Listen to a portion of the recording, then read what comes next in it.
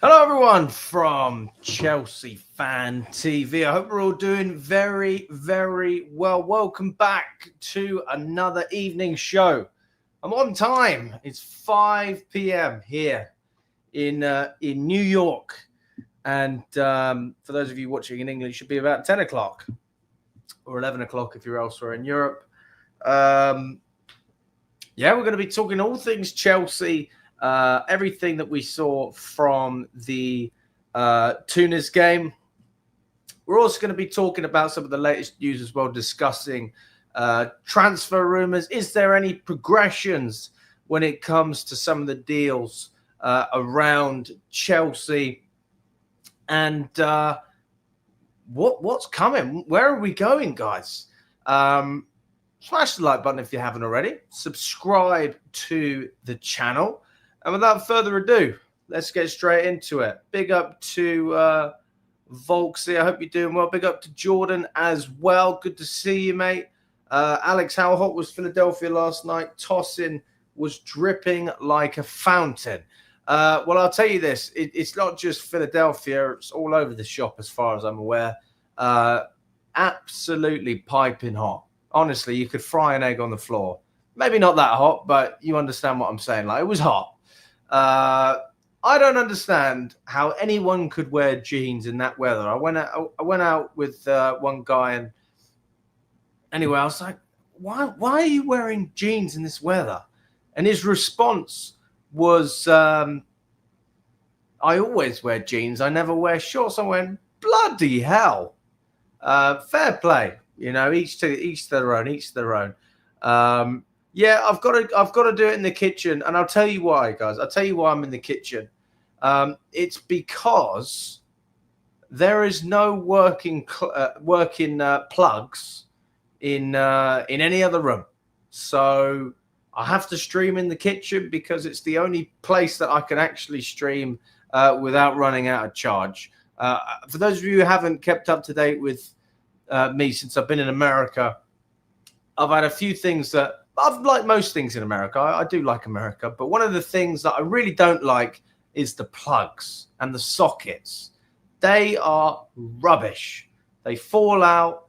Then they don't maintain. You have to put something underneath it to balance it, and it's just a pain. It's a massive pain.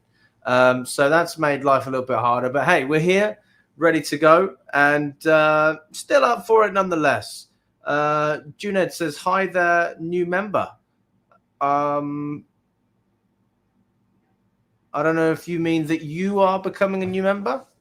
I'm not entirely sure what you mean by that. Good to see you, Peter, as well. Big up to you, my friend. Hope all is well. Benfica is going to be the toughest test we'll have, and we could see Felix signing for them. That is very true. Although I would argue that maybe even Flamengo would still be the toughest test because of their support. I don't know how the turnouts have been for Benfica. I can imagine they've been okay, but I think the Brazilian sides are quite a different challenge because it feels like you're playing an away game, even though it's a neutral ground. Obviously, they're only down in South America, where we're coming all the way down from Europe. So I do think they have a slight advantage. Big up to Amir. Hope you're doing well. Big up to Harry as well. Will I 100% be at Benfica? Unfortunately, the answer to that question is a no. I am not going to be at the Benfica game because there's been so much confusion. Confusion's not the right word. We thought we were going to go to Miami. We thought we were going to finish top of the group. So when we booked everything, we said, well, we'll go to Florida, and that would be great. We'll do that. And it turns out that we're not going to Florida. We are going to Charlotte instead. For those of you who don't know where Charlotte is, it's closer to Atlanta. So that's where we started. And then from Atlanta, after the first game against LAFC, what we did was we drove up from Atlanta to Philadelphia. We had a couple of days, obviously, where we did. It was quite a leisurely drive. And we went through Charlotte, which is where we're going to be playing our next game. We stayed in a place called Riley, which is very close. we went through Washington, D.C., and then obviously we got to Philadelphia as well. So now we took about a 2.5-hour train, something like that, to New York. And the next stage is getting a flight to Florida, which has already been pre-booked on Saturday. So some people would say, well, hang on a second, Alex, who cares? You can just rebook your flight. I'm going with my dad. It should be a problem. Just rebook your flight. What's the worst thing that could happen? There can't be too many logistics to this. And then that's where it gets a little bit complicated, because not only am I with my dad anymore, he's picking my sister up. Oh, for fuck's sake. Oh, this camera is the death of me. So he's picking my sister up from New York as we speak. I'm obviously staying in the apartment. And then we're going to meet my brother here as well. So that we're going to go from a group of 2 of us, 2 adults, to 2 adults and 2 teenagers. So it becomes a little bit more expensive and a little bit more complicated as well when it comes to travel. And even if we still wanted to go all together from New York to Charlotte to watch the game, which we could do, my girlfriend is going to land in Florida on Saturday morning. So the truth is, I can't leave her stranded. I've got to go and see Rachel in Florida. So as much as I would love to go to Charlotte, and honestly, I'd probably get Rachel a flight, the truth is, it's too expensive and it just doesn't work. The logistics are just a nightmare. So I will be going to Florida, and then from there, we're just going to have to watch the game. I'll do a watch along. I will actually do a watch along for that game because I've got nothing else to do. I'm not going to be there. So yeah, I'll be doing a watch along for the Benfica game in Orlando. And then fingers crossed we win against Benfica. The match after that is going to be in Philadelphia. And then I will be going, hopefully, to Philadelphia. That's on the 4th of July. Again, I've got to figure out the logistics. My flight is booked on the 5th, and that is from Florida. So if I'm going to go to Philadelphia, I'm going to have to get a flight to Florida pretty much straight away. I don't know if it's a morning flight or an evening flight. I have a good feeling that it's an evening flight. And if that is the case, then it is actually something that's possible. So best case scenario is I'll do a watch along for the game in Charlotte against Benfica. And then after that, whoever we're playing will be in Philadelphia. And we'll go to that game on the 4th of July and then fly back. But you are right. I see the comment as well.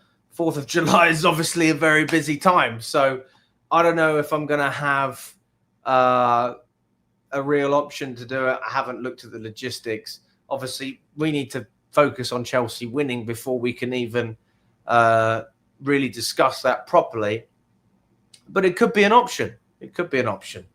So that's where I am at the moment when it comes to America.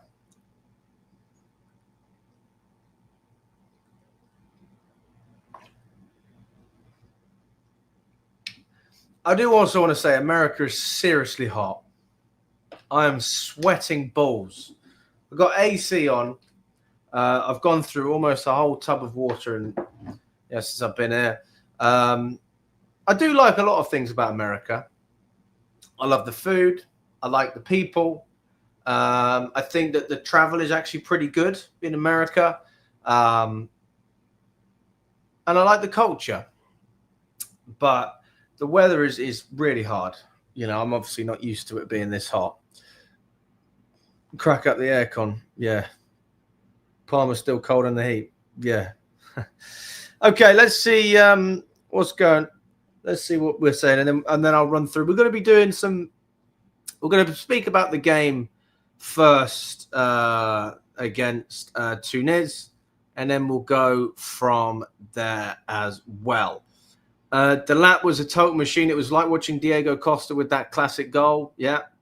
Big up to Daniel as well. Good to see you, mate.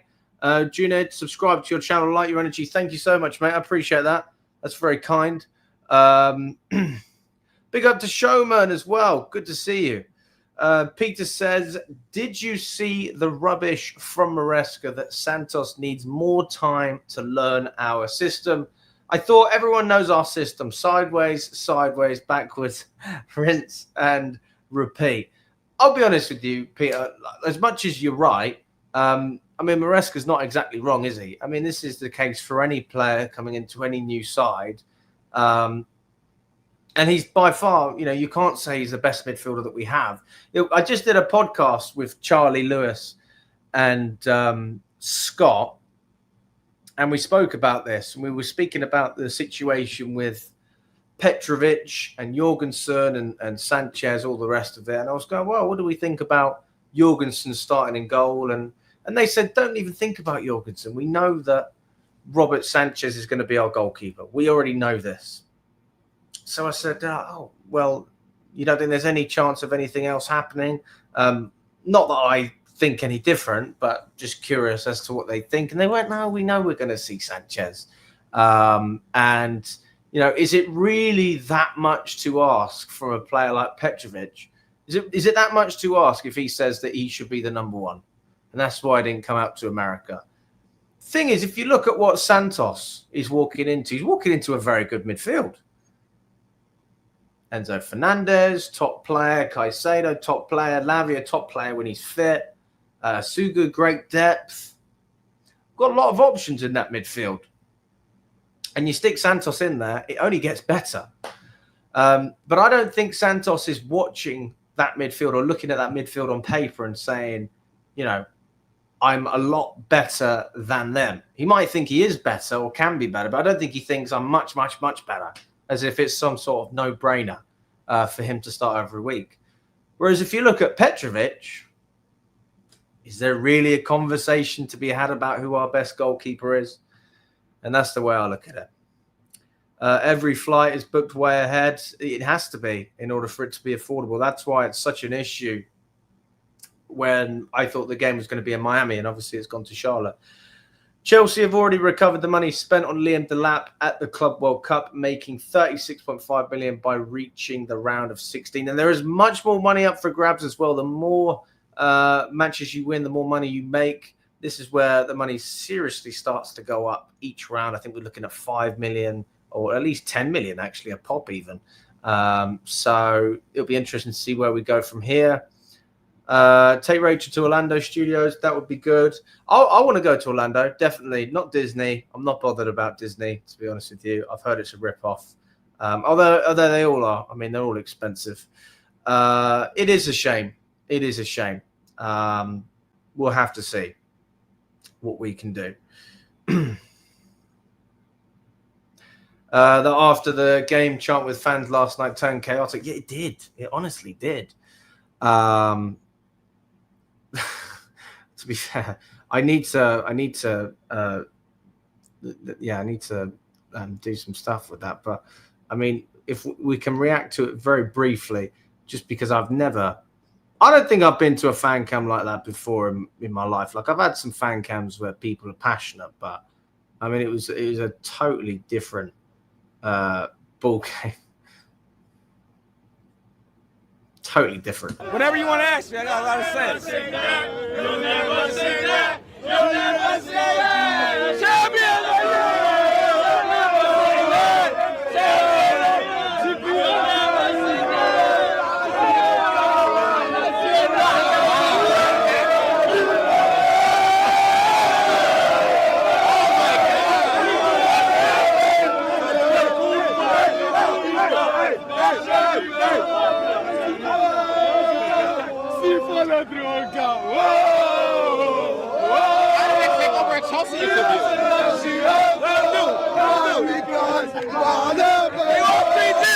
I told him to suck me.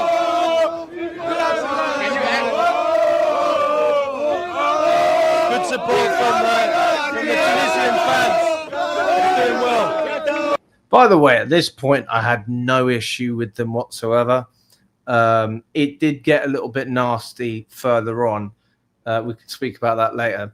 But at this point, I just thought, oh, these are passionate fans. I mean, they threw a bit of beer, which is, you know, to be expected. And yeah, it was like the beginning of the fan cam, so I understood it. But yeah, I mean, they were very passionate. Even in defeat. Fuck Chelsea! Fuck Chelsea!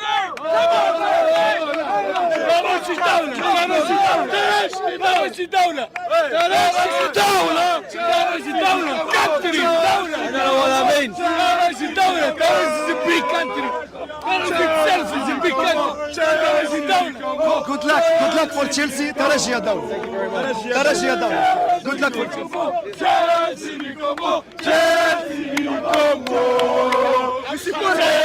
Now, apparently they were saying some fucking weird stuff here. I mean, let's just go in the comments. What were they saying? What were they saying? Someone translated it. I remember they did. They said, fucking hell. They said, fuck your mama, Chelsea. He was shouting that. Yeah, because I thought they were saying something else. So I thought that they said to me, oh, we love Chelsea and this is the chant. So I sang it with them a little bit. Obviously, I must have said something totally different. So yeah, apologies if anyone was offended by that. We support Chelsea. Yes. What does that mean? Yeah, Chelsea. Chelsea will win. Chelsea will win. This is the chant, I think. Wait, I want to know who it is. 1 second. All right. We've had enough of that. But yeah, so they were very passionate fans and they come over and they were interrupting the fan cam. That poor bloke, you know, was trying to get his words out and they kept coming in. But ultimately, they were very passionate Tunisian fans who just wanted to come over and say hello. But it did get a little bit ugly when Shaggy, and I'm sure a lot of people know Shaggy, from Saudi Arabia. It got a little bit ugly when he started speaking to me, and for whatever reason, there was some sort of Arabic thing going on. Obviously, I couldn't understand a word of it, but they basically didn't like the fact, because I think there's an Arabic heritage to Tunis as well. And they obviously could see that Shaggy was from Saudi, and they didn't like the fact that he had a Chelsea shirt on. They thought that he was wearing a Chelsea shirt because he didn't like their team, and that was not the case. He just loves Chelsea, but they thought he was there to hate on them. So they started having a real pop at him during the game, which was obviously very, you know, wasn't good. And that for me was, if I was to compare the Tunisian fans to the Brazilian fans, then I'd say the Brazilian fans were better, because although they were taking the mickey, they weren't aggressive. You know, they weren't threatening people. And I do think that the Tunisians, there was more of that, which is unfortunate because you don't want to see it. But that's the reality of what we dealt with, or some of the fans dealt with yesterday. But generally speaking, the fans were okay, but not the most enjoyable fans to be around, if I'm totally honest. Yeah, I'm having a good time, Michael. Big up to you, man. My sister's on her way here, so she's going to get picked up from the airport, and then we'll have the three of us, and then my brother, we'll meet him as well, and my cousins are here. Everyone's in New York for some reason. Very random. So that's fun. There's a lot of Chelsea fans in Charlotte. Shame you won't meet. It is a shame. It is a real shame. I would have loved to have come, honestly, but you know, it is what it is. You can't have it all. Amy says, I read Petrovic wants to leave Chelsea. Yeah, but not because he didn't want to leave Chelsea. He wanted to be Chelsea's number one, and they're not letting him be the number one. So, I mean, that is the blunt answer. Wouldn't you want to leave if Sanchez was starting ahead of you? I mean, I would want to leave. So I don't have any issues with Petrovic. I think the issue is with the club, to be honest with you. He wore a Mets cap in Philly. Who? Oh, the guy I was interviewing. Fair. Well, I wore a Dodgers shirt at a Philly game as well. So there you go. I've seen you. Yeah. Jimmy Smith was good. He was good fun. Didn't speak with him for long, but he was all right. Chelsea fan, TV family special. AC Milan's new sporting director, Iglità, has confirmed that Mike Maignan will be staying at the club as it stands after Chelsea decided not to sign him this summer on Sky Sports earlier. That doesn't surprise me either. That's very true. Right, let's dive into it, people. Let's dive into it. We've gone through a fair few bits and bobs. Let's look at what we saw yesterday, and let's depict it, shall we? And I want you to tell me what you're thinking in the chat as well. We are going to be doing the ratings for each player. I want to know what your opinions are on the players that you saw. What did you like? What didn't you like? And then we can go from there. Now, we're going to start off. Before we start off with any player, we'll start off with the lineup. I want to know what you thought about the lineup, because I wasn't impressed at all. I thought the lineup, when I saw it, was honestly just strange. That's the best way I could describe it. I wasn't happy. I wasn't content. I honestly thought to myself, this is just weird. This is a weird starting lineup that we've done. I wouldn't have had a problem with it if we would have beaten Flamengo, because we would have already finished first in the group at that point. But the fact that we knew we had to win that game against Tunis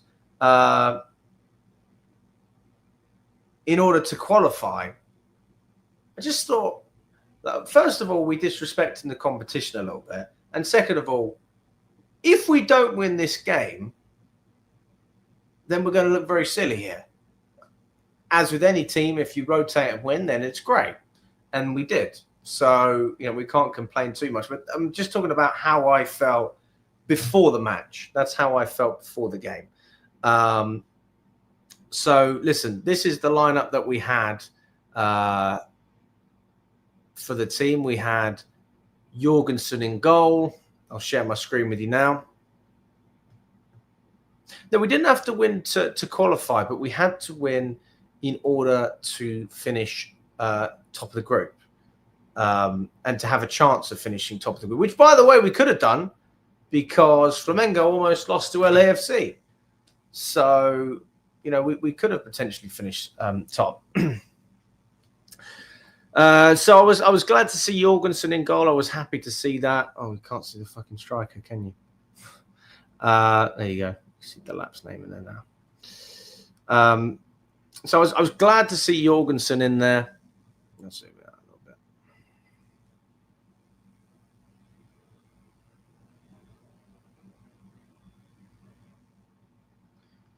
There we go. And for me, look, I'm not sitting here saying that I think Jorgensen should be Chelsea's number one, because I certainly don't feel that way. But what I do think is that Robert Sanchez shouldn't be anywhere near Chelsea's number one. And if that means playing a young goalkeeper in Jorgensen who might not be at the standard right now, but who could progress, I'll be honest with you. I mean, that's my stance on it. I mean, I have to say, I think Sanchez has improved in the last 10 or so games he's had for Chelsea. I do think he's improved. So it would be disingenuous to say that Sanchez hasn't played well at times and made good saves. He's made some great saves. But I still don't feel comfortable. I mean, his distribution, not much has changed, to be honest. It's same old in terms of his distribution, but he has made some good stops. I know was it the second goal that Flamengo scored? People complain about Sanchez. I blame the defense more than him, because he made a really good save just before that. So, I don't want to hone in too much on Sanchez, but I still don't think he's good enough. So I was glad to see Jorgensen starting, but it seems to be the overall feeling that people don't think he will start against Benfica. We'll be back to what we had with Robert Sanchez. Obviously, we had a lot of rotation at the back. Everyone, basically, except we had Gusto on the left. No Cucurella's in there, no Colwell, no Chalobah, no James. And instead of playing Gusto on the right, we played him on the left so we can invert. And it was nice to see Achimpong starting, but at the same time, I did think, oh, okay, there's a lot of rotation. I was a bit surprised to see Gusto, if I'm honest, on the left, but can't say I'm surprised at the same time. In the midfield, Lavia and Fernandez, I thought, okay, it's not bad, but this is what pissed me off is why the hell is Dewsbury Hall starting? And then you've got players like Andre Santos, and you're just thinking, why is he not getting any game time here? This is a great game to give him some minutes. I don't know. Maybe that's me overreacting, but I was disappointed not to see Andre Santos in the starting 11. For me, that was a decision that would have appeased a lot of fans, and it would have appeased the player as well. But it's not just about appeasing the players. The fans want to be excited. People have travelled from all parts of America or even the world. And they want to watch their best players. And when you see Dewsbury Hall and Nkunku in the side and some of the other names, it's like, really? You don't even have Cole Palmer in there. So it is quite underwhelming, especially up top. But looking at the lap up front, I mean, what's not to like? I think people would have wanted Jackson to be dropped for this game anyway. So it's almost a blessing that he's got a red card as it stands. No disrespect. And then Madueke on the left, just giving Neto a rest, presumably. I wouldn't have been surprised if Tyreek George would have started as well, but obviously we know he came on. And then Nkunku, because we don't have anyone else who can play in that 10 position. João Felix obviously not travelling with the squad. We don't have Chukwuemeka. We are forced into a position where Nkunku has to be a part of the squad because we don't have other players that Maresca trusts to put in that position. So overall, when I saw this lineup at the beginning, I was relatively disappointed. I was happy with Jorgensen. The defense was a bit questionable in some ways, but I was like, okay. Midfield, I was upset. No Santos. Up top, I thought, apart from Delap, I'm not particularly excited about anything either. So that was my thought before the game. Let's see what you guys think as well. You thought it was an unexpected lineup as well, Amy?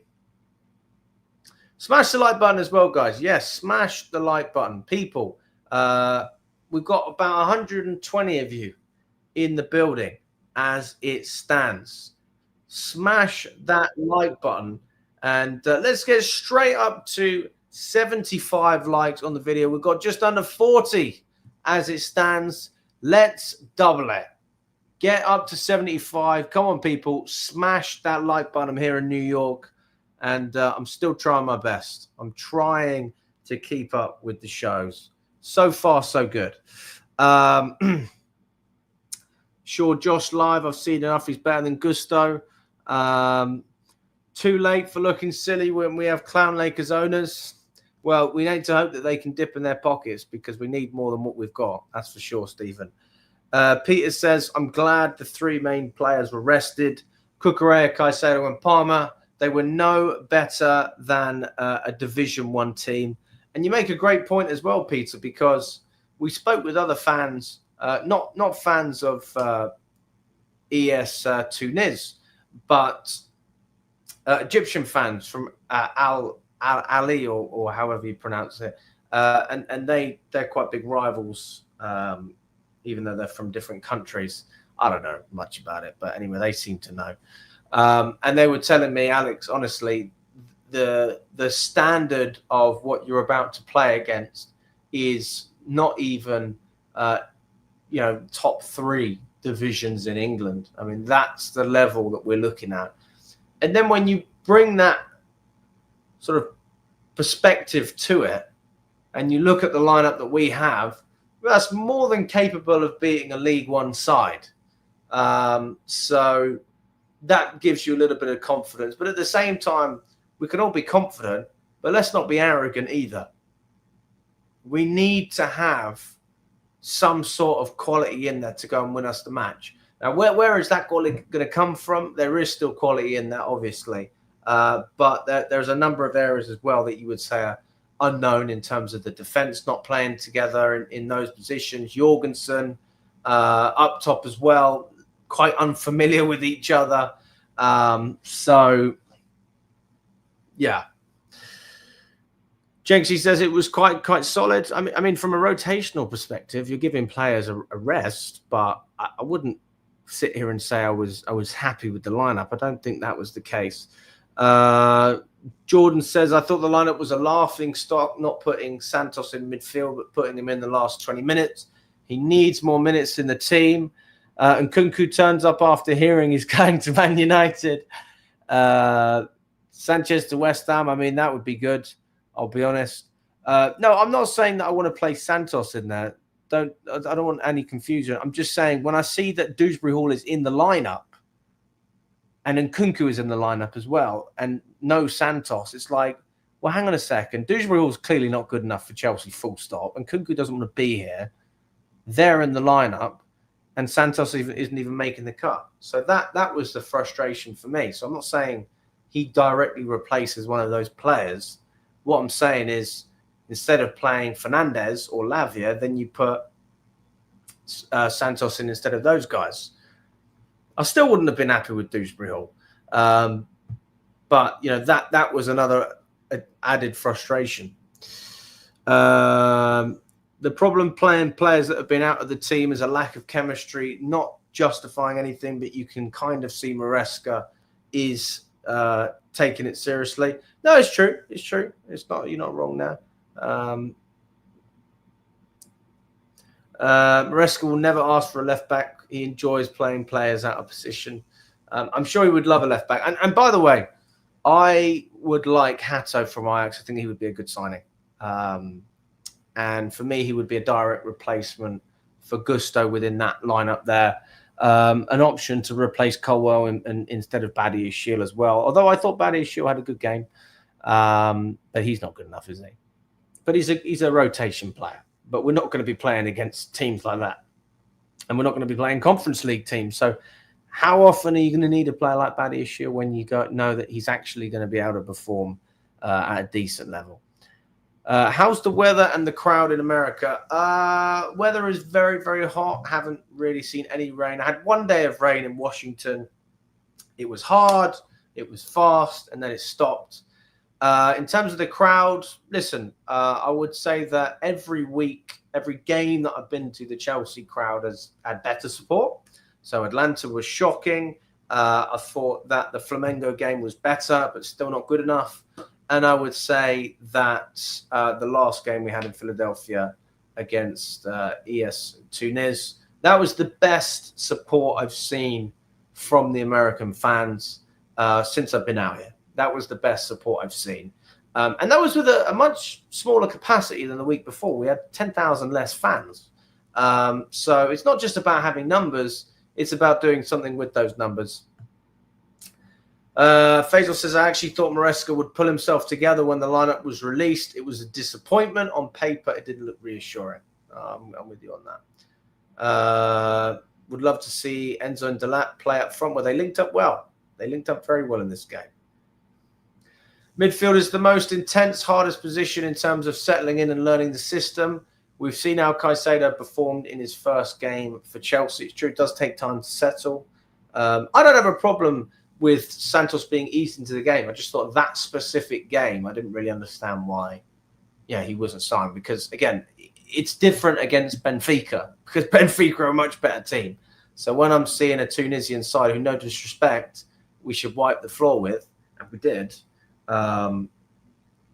that's when I don't have an issue with some of the rotation, because I know that even if they don't know the system as well as maybe they should, they are more than good enough to still dominate and integrate. Has Maresca been asked about Santos's lack of playing time? Can't help but feel this is more of a board decision trying to flip him. I'll be honest with you, Mark. if that's the case, that's a disgrace. But I don't think we're going to try and flip him this season. I don't think we will. Robertson from Fulham is a good left back, but not the way Maresca wants to play. That would be another Gusto scenario, in my opinion. So, no, not in Maresca's system. But if it wasn't Maresca, then I would say yes, because he likes to overlap. He's not an inverting fullback. Robinson. Do I think Nkunku has gone after the Club World Cup? And if so, is Jackson next? I think if Nkunku goes, Jackson probably won't go. But somebody's got to come in with a good offer. They've got to offer some good money, and it has to be a reasonable deal for all parties. I think the Man United deal with Garnacho and Nkunku is realistic. I think it's a deal that benefits both teams in terms of what they want. Chelsea want a lower wage. They want a younger player with more potential, with a higher ceiling. Whereas Man United are looking to get rid of a player with a poor attitude, who just isn't performing, and to be quite frank, is a disgrace to the club. For a ready-made player like Nkunku, who may not have performed recently, but you know what you're going to get with Nkunku if you play him and you build a team around him. You've got a goal scorer there. So I think that's a good deal for both sides in terms of what they want. But then if you said, Alex, is that a deal you would like? Again, I'd probably say I would rather have Jamie Gittens than Garnacho, but, we'll see what Chelsea do. I think Maresca sees Santos as a direct replacement to Enzo at this moment. Enzo is ahead of Santos. That's true. Do I think the board has told Maresca to play Sanchez? Because I think it's obvious by now. We all know Jorgensen is a better keeper. Honestly, mate, I don't know at this point. There's a lot of politics in football, but I think the reality is the Sanchez situation is just strange. And you might like it, you might not like it. I think if most people had to stick money on who's going to be Chelsea's number one next season based on where we are right now, you'd probably put your money on Robert Sanchez, begrudgingly. We need a left back. Maresca stated he needs 2 players for at least each position, then players that can play 2 positions or more as a bonus. Okay, guys, let's zoom in on individuals. Okay, let's talk about their individual performances. Let's start off with Jorgensen. I want a rating 1 to 10. 1 being terrible, he had a poor game. 10 being he was unbelievable. That's a man of the match performance. He was sensational. So Jorgensen, let's start off with him. 1 to 10. What number are we giving him? I want to know what you thought about his performance. We're talking about distribution, ability to catch crosses, saving. Just overall, did you feel comfortable knowing that he was in goal? Did you feel more calm than usual when the ball was being passed backwards? You thought, bloody hell, it's not Sanchez. Maybe we've got a chance here to actually keep a hold of the ball.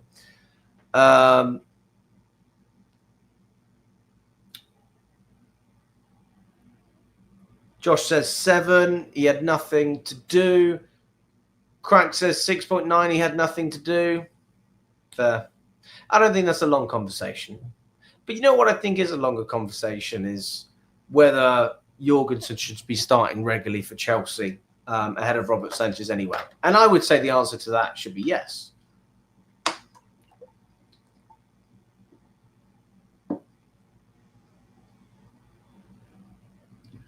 I don't see how Chelsea increase the value of Jorgensen if he's sitting on the bench most of the time. This is a player who can, go up in value. So if we're looking to get, a profit for him, you've got to play the guy. You've either got to play him at Chelsea or Strasbourg, as far as I'm aware. So I think there is a good argument to play him, even from a financial perspective. Jinx says 5 or 6. He didn't have much to do. Want to see him under pressure. Felt calmer when he received the ball, unlike with Sanchez. Any updates on Chilwell? No updates on Chilwell, I'm afraid. Nothing's come out as it stands, but he will most likely leave the club. And there's probably a good chance that he'll have another loan spell because I can't imagine people will be willing to spend an awful lot of money. 5 wasn't good, wasn't bad. If it was Petrovic, it would be 10 all the way. Seven, 6. Oh, fair enough, Stephen. At least you're honest. I'll give you that. Okay, let's move on then. So I think most people, the overriding feel I'm getting is probably like a 6 out of 10 for Jorgensen. He was all right. He was okay. He wasn't great. He wasn't terrible. That's the overriding feeling I'm getting in the comments. Let's move on to Josh Achimpong in defense on the right-hand side. Now, how would I describe Achimpong? In the beginning of the game, I'll be honest, I criticized him because I thought throughout the first 15 or 20 minutes, I actually didn't think he was particularly great. I thought he gave the ball away a number of times. There was a couple of challenges where I thought you can be more aggressive here and you can challenge. But I thought he got better and better and better as the game went on. And I'm looking at a player like Josh Achimpong, and I think the sky's the limit with this kid. And it's like any player. I mean, we speak about Jorgensen, we speak about all these young players. Really, you can't judge them unless they're playing consistently. But if they're playing a limited amount of time, if their minutes are limited and they're still able to perform to a level which impresses, a large number of the fan base. We obviously saw Josh Achimpong when he played for Chelsea against Crystal Palace. And he was doing a great job. He was fantastic. And we didn't see him start many games after that. So when a young player has momentum, there's two sides to it. There's one side which is obviously you want to give him a chance. You want to see him progress in the team. And there's the other side, which is if they play too much, it might be a little bit too early, too soon. You don't want to disrupt their development. And I can understand both sides of it. But I think that we've had a progression from Achimpong. We can obviously talk about Tyreek George as well. This is the season for at least one of those players to have more minutes. And I think especially with the lack of quality that we have from a depth perspective, that is a good reason to look at playing Achimpong more. So I'm going to give Josh an 8. I'm going to give him an 8 out. No, I'll give him a 7, actually. I'll give him a 7. Because I don't think he was great at the beginning. But as I said, I think he got better and better and better. So for me, I'm giving Josh a 7 out of 10. 8, ball carrying was good. 6, he got figured out once or twice, but he's getting better. Appreciate that, Peter. Alejo, yes, man, I'm in New York right now. I literally just got here. So literally got here and started streaming. Literally, yeah. So happy to, if I'm able to meet in New York, I will. But I'll be honest with you, I haven't got a clue where I am. I'm staying in Harlem. I'm staying in Harlem in New York. So I was like, bloody hell. There's 2 people like guarding the house where we are. We've got like security. It's an Airbnb. And they've hired security as well. Yes, I'm staying in Harlem tonight. But I won't be in Harlem tomorrow. Tomorrow I'm going to be in Central, or Times Square, I think it's called. 6, grew into the game well. 7, he's a brilliant defender. His passing isn't so good. So it's a 7. 7.8 on Sophie score. Fair enough. Yeah, man. No, I'm always happy to meet. West or East Harlem? Oh, my God. I don't know. No, I'll be honest with you. I don't know. What's the difference?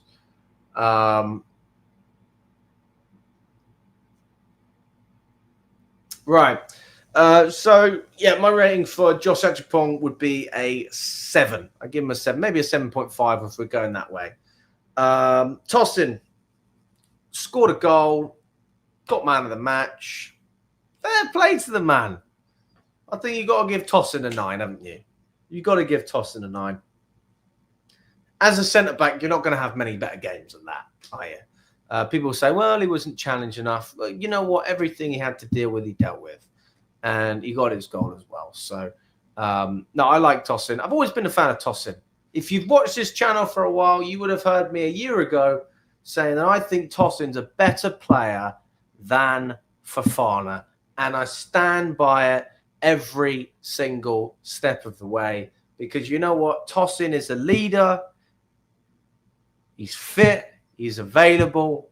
And you know what you're going to get from him. When Fofana's at his best, no doubt that he's a better defender. But he's got to be there first, and I don't see him enough. So for me, Tosin, one of my favourite players in this side. 9 out of 10 for Tosin. Bruh, you never say that. You just moan all season and criticise. Not really. You haven't been watching this channel if you don't think that. But, hey, listen, each their own. I don't think moaning and criticising is giving a player a 9 out of 10 and giving him praise. But each to their own. Uncle Tosin gets 9.5. Big up to Tosin. 8.5. So underrated. Very composed. And a leader. A goal to 10. Oh, that's a good one. Miles better than Trev. Let's be real. I wouldn't say that. I wouldn't go that far.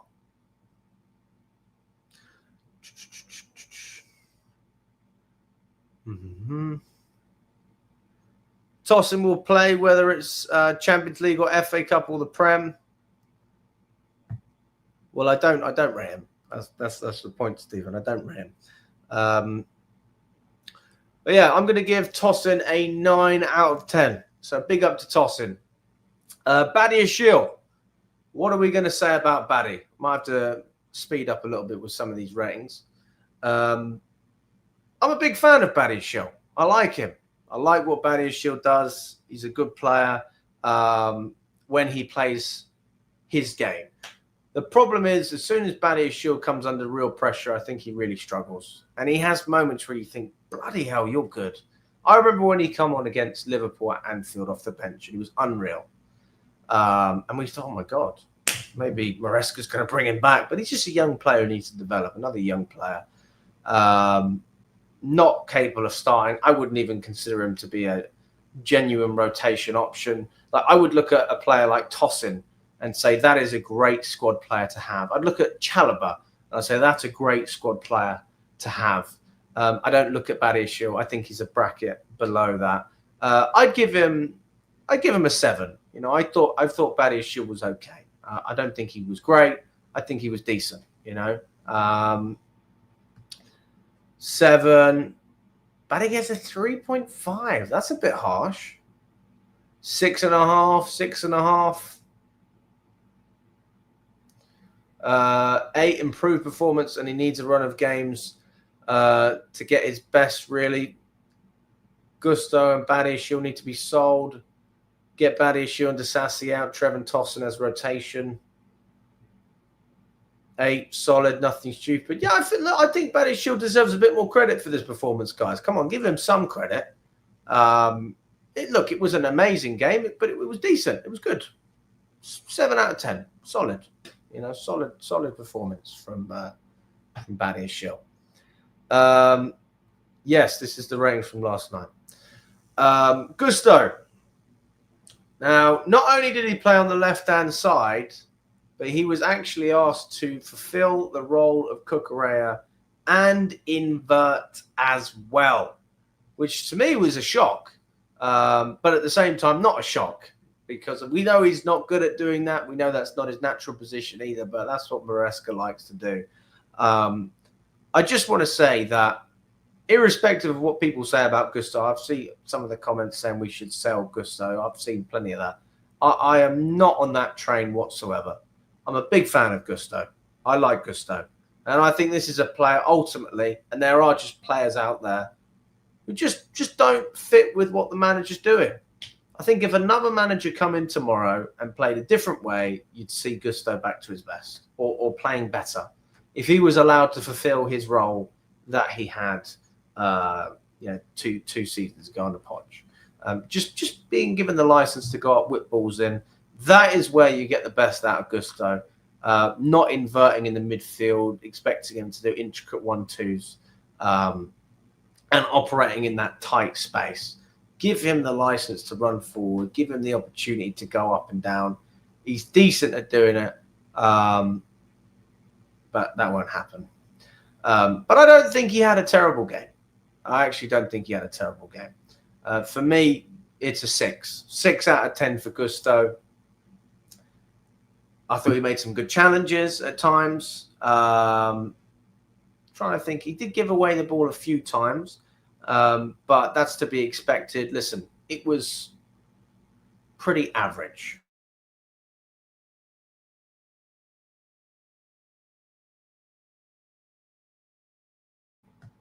He wasn't bad, but he wasn't. I don't think anyone's getting any inspiration from that performance. So yeah, I'm going to go with a 6 out of 10 for Gusto. As for Lavia, what are we thinking about Lavia? Gusto, oh my God, I'll give him a 6 for not conceding chances, but didn't make an impact. Yeah, that's fair. Do you think our players are good at anything? Listen to yourself. I don't think you're listening to the show very well, are you? Because I just gave him praise for what he is good at.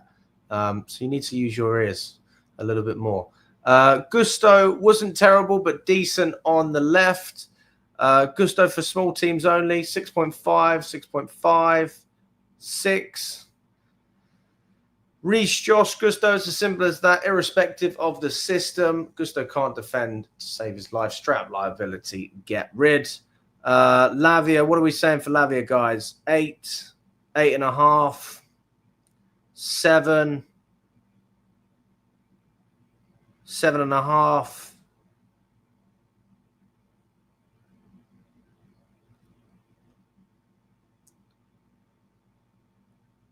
Lavia, solid 8. Rusty, but present and accounted for. Yeah, I'll probably agree with that. He was decent, wasn't he? He did a good job.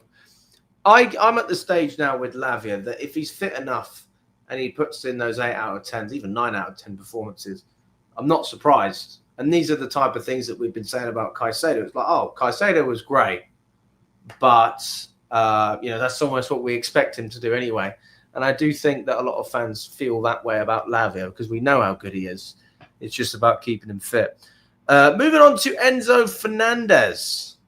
2 assists in this game for Enzo Fernandez.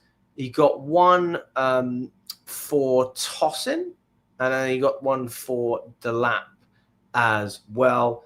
By the way, the link up for the Delap goal, I didn't realize how good that pass was. Fernandez, that was sensational. And a great touch as well. This is a player for me that has come on leaps and bounds.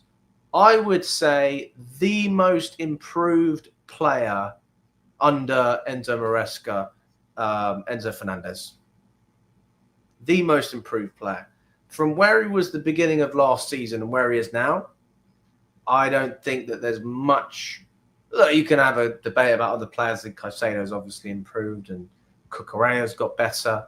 But in terms of where he started and where he is, I think that's a big gap. Because Fernandez didn't have the best time under Poch. I know he had his hernia. That probably didn't help. But I thought he had a pretty poor start to the season under Maresca as well. But it clicked. I don't know what happened. It clicked. He got given the license to go further forward, put in that 10, which we all thought was a bit strange because it didn't work under Pochettino. And he's really improved in that role. So I expect him to kick on leaps and bounds, as well as being a creative force in this team as well. I'm going to give Enzo Fernandez, I'm going to give him, I'll give him a 9. Or give him a 10, shall I? Because I think he was man of the match. 11 out of 10. 9, 10. Oh, Enzo Fernandez. 9.5. No, he didn't get on the score sheet. It's true. 2 assists, though. Can't complain. Captain as well in the future. Yeah. Right, Dewsbury Hall. Okay, Dewsbury Hall. What are we going to say, Dewsbury Hall? I'll give Dewsbury Hall a 5 out of 10. 6. He was all right. Didn't do anything terrible. Didn't do anything great. Pretty standard performance. 5 out of 10 for me. But he's not playing in his best position. He's not a winger. His best position would be in behind the strike, or even in Fernandez's position as well. But he's never going to get in there, is he? So he's forced to play wherever he is needed. 5 out of 10 for me. 5, 6. Bench. I don't think that's a particularly difficult one. Nkunku. This is an interesting. What do we think about Nkunku, guys? I actually thought Nkunku was all right. He hit the post. I don't think he was terrible. I've seen him play a lot worse than that. And hey, what happens when you play a guy in his proper position? Of course, he's going to play better. So I'll give Nkunku a 6, maybe a 6.5. If he would have got on the score sheet, that would have been a cracking goal as well. But I do think that Nkunku in the 10 is a great option to have. I'd rather he was rotating with Palmer in the 10 than rotating with Delap and Jackson as a 9. I mean, if that's his future at Chelsea, if he has got a future this season, which I doubt, but if he is going to stay at the club, I'd rather that. And maybe we'll see him playing better because of it. I'll give him a 6 out of 10, 6.5. He wasn't terrible. He had some good moments. He had some good link up, and almost got himself on the score sheet as well. Madueke on the left. I actually really enjoyed watching him on the left over the past couple of games in the Premier League when he started doing that. I remember he played against Everton, played really, really well on that left-hand side, and he had a couple of games where he did that. And the nice thing I always thought about having Madueke on the left was that he doesn't mess around too much. And to be fair to him, he was trying to take players on. He was having a go. It just wasn't working out for him. He was losing possession of the ball, not particularly effective. Looked a bit slow, in terms of when you've got a winger there, you want him to be explosive. I never got that feeling from Madueke yesterday. I never got that feeling that he was being explosive. I like him, though. I like him. But yeah, I don't think it was his best game. I'll probably give him a 5. 5 out of 10. He could do a lot better than that. And there's days where that will work so well, but we need to find that consistency. And for me, although he was going for it more than Dewsbury Hall's a little bit more conservative. Dewsbury Hall wasn't losing possession, not nearly as much as Madueke. So that's something. If you're not able to take a player on, then try not to lose the ball at least, especially in this system. So 5 out of 10. And then Delap. I will give Delap an 8 out of 10. 8 out of 10 for me for Delap. Love him. Absolutely love him. He is the closest thing that we've got to, a striker that was like Diego Costa. The closest thing. And people seem to underhype, or they did underhype Delap because of the price tag, but ultimately it's about the footballer you see. I like that one. Maybe we should give him a 9. He is a number 9 after all. But yeah, I would say that I think that link up between him and Nkunku at times was good. I think the link up between him and Fernandez was good. I'd love to see more of that Palmer and Delap duo, obviously having Neto in there as well, whipping in some balls throughout the season. That would be fantastic. No, you know what? I'll give him a 9. Screw it. I'll give him a 9. He deserves a 9. Right, we'll whiz through the subs. Sarr, didn't see enough of him to really say much. So just give him like a 6. Santos, I thought he'd come on. He did win a penalty, which was then rescinded. Not his best game, to be fair. Probably give him a 5, but no hard feelings. Like, you're gonna have to ease your way into the side. I thought Asugu looked better. You know, I give him a 6.5. Retaining the ball, he looks a little bit more comfortable. So I'll give him 6.5. Tyreek George got his goal. Big up to him. Nice to see Tyreek George getting on the score sheet. What are we going to give Tyreek George, guys? Also, smash that like button if you haven't already. We have 72 likes as it stands. Over 100 people in there. Let's creep our way up to 100 likes. Come on, people. Smash that like button. Subscribe to the channel if you haven't already. And let me know what you think about Tyreek George. I'd probably give him a 7. Come on, scored his goal. Decent. You know, I want to see more of him now. I would love to see him play a little bit more. But he didn't have a great game in Atlanta. So it's nice to see that he can come and redeem himself. But just building on that momentum. He's got a little bit of momentum now. Can the manager give him even another 45 minutes just to prove himself? But yes, I agree with you there. I do think he needs a loan. Maybe Strasbourg's a jobby. But then again, we don't have many wingers. So we might need to lean on him. And then Mark Guiu. What do we think about Mark Guiu, guys? Give me the ratings there. Big up to Tony. Hope you're doing well. Maresca got it right. We rested the entire team. He knew our next game in that heat is only a few days ago. We know we've got Benfica not buying, and we're on the right side of the draw, up the Chelsea. Big up to you, Tony. Hope you're doing well, mate. Let's catch up soon. So what I'm finding very annoying about watching the games at the Club World Cup is the whistles from the fans. It's all you hear on the broadcasts, like actual toy whistles. It's really bad on the ears. That was just the Tunisian fans. I mean, we didn't have that in Flamengo. We didn't have that in Atlanta. So that was the Tunisian fans.